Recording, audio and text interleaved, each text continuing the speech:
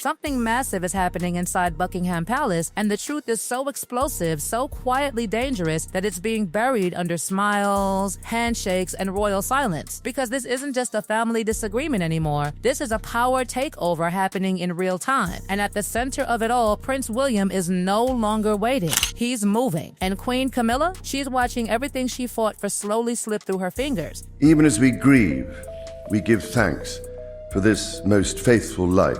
I am deeply aware of this great inheritance and of the duties and heavy responsibilities of sovereignty. Something massive is happening inside Buckingham Palace, and the royal family does not want you to know. Prince William is no longer waiting for his father to hand him the crown. He is taking it decision by decision, duty by duty, engagement by engagement. And Camila, sources say she's absolutely devastated. And for the first time, there may be no coming back from this royal war. The shocking part, King Charles is not just watching. He is approving every single move. The future of the monarchy is changing right now. Here's exactly how. And that right there is the moment everything begins to unravel. Because what looks like tradition on the outside is starting to feel like a silent coup on the inside. Let's go to March 18th, 2026. Windsor Castle, St. George's Hall. A night that was supposed to be about diplomacy, elegance, and royal strength. A state banquet for Nigerian President Bola Tinubu, the first in nearly 40 years. Historic, symbolic, carefully staged. But something went wrong. Or maybe something was revealed. Because as the doors opened and the cameras flashed, all eyes should have been on King Charles, the reigning monarch, the symbol of continuity, the man who waited decades for this role. But instead, the spotlight shifted. Prince William and Princess Kate walked in and everything changed. They didn't just arrive, they dominated the room. Confidence, energy, control. It wasn't subtle. It wasn't accidental. It was undeniable. And then there was Charles, tired, slower, smaller. At one point, insiders say he nearly slumped in his chair from exhaustion. And Buckingham Palace? Silent. No explanation, no clarification. Just that classic royal strategy, say nothing, reveal everything. Because when a king looks fragile and the future king looks unstoppable, people notice. And inside palace walls, they don't just notice, they react. This wasn't just a bad night. This was a signal, a shift, a quiet, undeniable transfer of presence, power, and perception. William didn't need to say a word. His silence said everything, because from that moment, something changed in how people saw him, not as the Prince of Wales, but as the king in waiting who might not be waiting much longer. And then came the real shock. Not a speech, not a scandal, but something far more dangerous. Authority. Because in spring 2026, a move was quietly approved that sent shockwaves through royal insiders. William and Kate would begin granting royal warrants. Now, if that sounds small, it's not. It's huge, because royal warrants are not just symbolic gestures. They are power, influence, endorsement from the crown itself. Businesses fight for them, protect them, build reputations on them. And historically, that power belonged to the monarch. Only the monarch. Until now, because King Charles approved this. Let that sink in. He didn't resist it. He didn't delay it. He signed off on it. Which means William isn't just preparing for the throne anymore. He's being handed pieces of it early, piece by piece. Quietly, strategically, and every warrant William grants, every ceremony he leads, every handshake he takes in his father's place, he moves one step closer to being king, not in title, but in reality. And then comes the part no one wants to say out loud. What does this mean for Camilla? Because this isn't just about William rising, it's about someone else fading.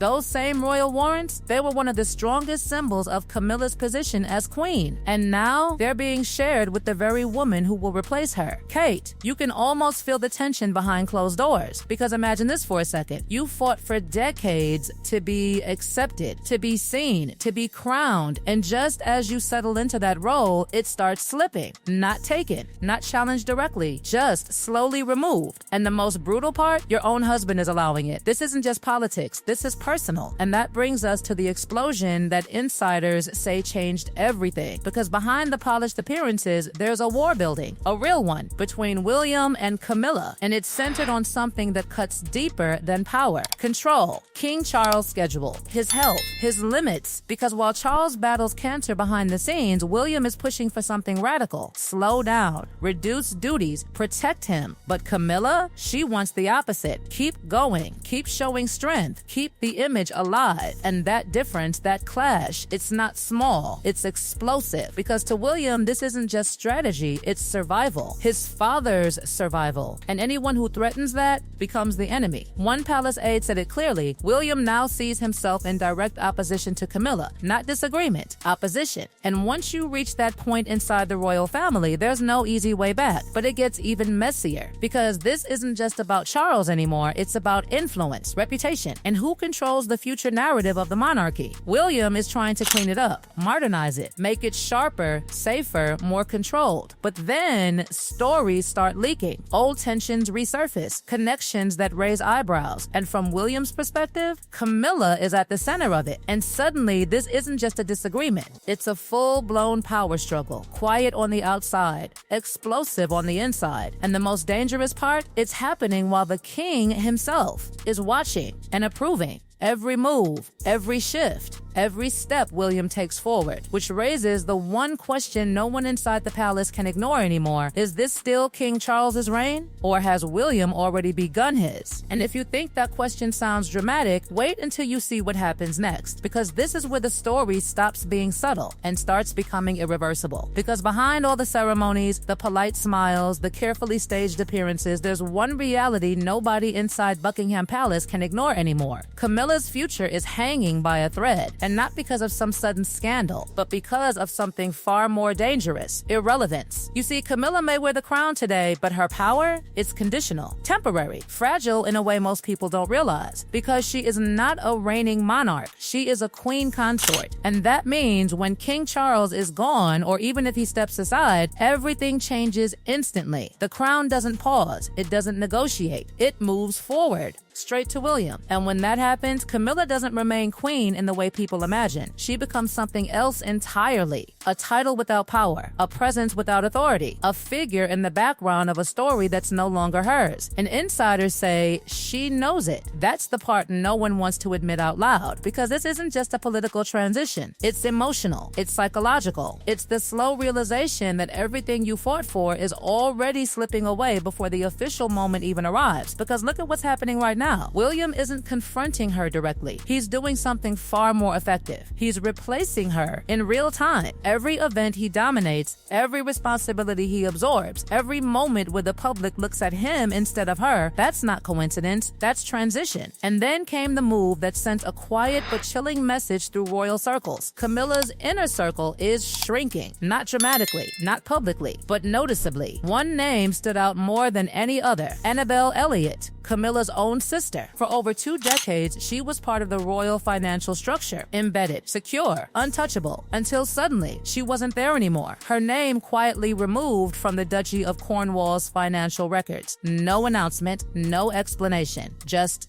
gone. And in royal terms, silence like that is louder than any statement, because it signals something very specific. Influence is being cut carefully, strategically, without confrontation. And again, the most shocking part, this isn't happening against King Charles's will. It's happening with his approval, which raises a chilling possibility. What if Charles isn't resisting the change? What if he's orchestrating it? Because now we enter the most explosive territory of all: abdication, a word that has haunted the British monarchy for generations. A word tied to scandal, crisis, and one of the most controversial decisions in royal history. For years, Charles was the man who would never step down. He waited too long, sacrificed too much, endured decades in the shadows. Why would he give it up now? But something has changed, something serious enough that insiders are no longer dismissing the possibility. They're whispering about it, quietly, carefully, but consistently, because behind palace walls, there are now discussions, real discussions, about Charles stepping aside, not in some distant future, but soon. Some say weeks, some point to a symbolic moment after trooping the Kalower in June, a perfect transition point, a clean break disguised as continuity. And here's where it gets even more unsettling. If it happens, it won't look like abdication. It won't feel like a surrender. It will feel natural, like the next logical step. because William is already doing the job. He's leading ceremonies, handling high-level engagements, representing the crown in moments that matter. So when the shift becomes official, it won't shock the public. It will confirm what they've already started to believe, that the king has already changed. And Camilla, she'll be left standing in the middle of that transition, not removed, not disgraced, just redefined